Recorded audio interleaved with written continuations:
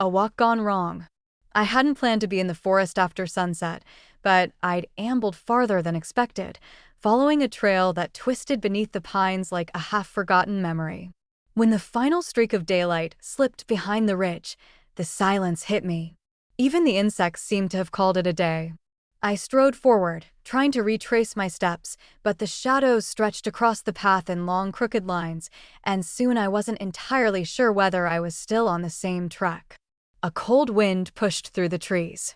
I shuffled down a slope of loose stones, muttering at my own stupidity as one slid beneath my foot and I stumbled, grabbing a branch just in time. Fine, I told myself. I had my phone. Except the screen lit up for half a second before dying completely. Perfect. The one day I forget my power bank is the day my battery decides to resign. I stood still, listening.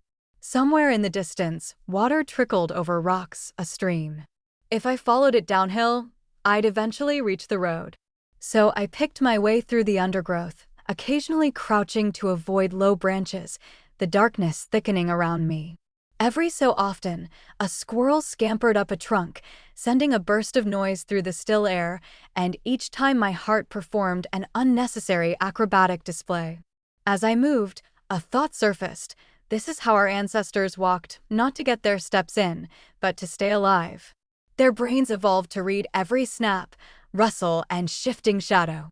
And here I was supposedly modern and rational, yet my senses had slipped instantly into that ancient mode. My steps grew more deliberate. The forest felt strangely high definition. I reached the stream and began paddling cautiously along its edge. The stones were slick, and twice I nearly slipped, but something kept me going, adrenaline mixed with the realization that I had absolutely no plan B. With every meter, my anxiety eased, replaced by a deep, primal focus. No notifications, no background noise, just movement. I had, quite unintentionally, unplugged myself. Then I heard it. Footsteps behind me. Not an animal. Human. I froze, breath tight in my chest. The steps were slow, deliberate, getting closer. My imagination, helpful as ever, offered several catastrophic explanations. I forced myself to turn. A large shape emerged from the dark. It waddled toward me, heavy and unsteady. Then a head torch sliced through the shadows. "You all right?" a voice called. Relief hit me so hard my knees almost gave way. It was a forest ranger, a giant in a reflective jacket. His radio crackled as he reached me. "We saw your car by the gate. Thought you might be lost." I let out a shaky laugh. "I think I've just rediscovered the evolutionary benefits of walking." He grinned. "Happens to the best of us. Come on this way."